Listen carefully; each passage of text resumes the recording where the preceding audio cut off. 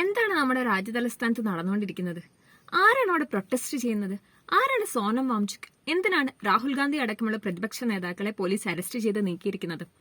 ഞാനൊരു പൊളിറ്റിക്സ് പാർട്ടിയിലുമില്ല, എനിക്ക് പൊളിറ്റിക്സ് ഇല്ല എന്ന് പറഞ്ഞ് മാറിയിരിക്കുന്നവരാണോ നിങ്ങൾ? എങ്കിൽ നിങ്ങൾക്ക് തെറ്റിയിരിക്കുന്നു.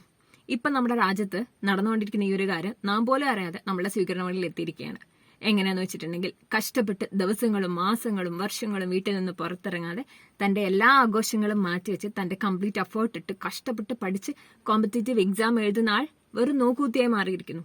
പകരം അധികാരവും പണവും ഉപയോഗിച്ച് ക്വസ്റ്റ്യൻ പേപ്പർ വാട്സ്ആപ്പ് ഗ്രൂപ്പുകളിലും ടെലഗ്രാം ഗ്രൂപ്പുകളിലൂടെയും ലഭിക്കുന്നവർ പരീക്ഷ എഴുതുന്നു, പാസ്സാവുന്നു, ഉന്നത വിദ്യാഭ്യാസം നേടുന്നു, അവർ അധികാരങ്ങളിലെത്തുന്നു.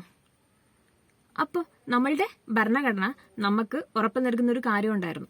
വി ദ പീപ്പിൾ എന്ന് പറഞ്ഞു തുടങ്ങുന്ന ഭരണഘടന 14 വയസ്സ് വരെ നമ്മൾക്ക് സൗജന്യവും നിർബന്ധിതവുമായ വിദ്യാഭ്യാസം നൽകിയിട്ടുണ്ട്. ഈ ഒരു വിദ്യാഭ്യാസം ലഭിച്ചത് സൗജന്യമായതിനാൽ അധികാരികൾ കാണിക്കുന്ന എന്തും പഞ്ചവച്ച മുടക്കി നമ്മൾ കേൾക്കണം എന്നാണ് നമ്മുടെ ഭരണഘടന നമ്മളുടെ അടുത്ത് പറയുന്നത്. അല്ല, ഇതേ ഭരണഘടന എന്ന് പറയുന്ന മറ്റൊരു കാര്യമുണ്ട്.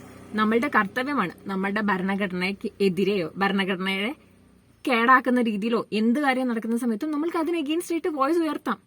കാരണം നമ്മൾ ജീവിക്കുന്നത് ലോകത്തിലെ ഏറ്റവും വലിയ ജനാധിപത്യ രാജ്യമെന്ന് അവകാശപ്പെടുന്ന ഇന്ത്യയിലാണ്.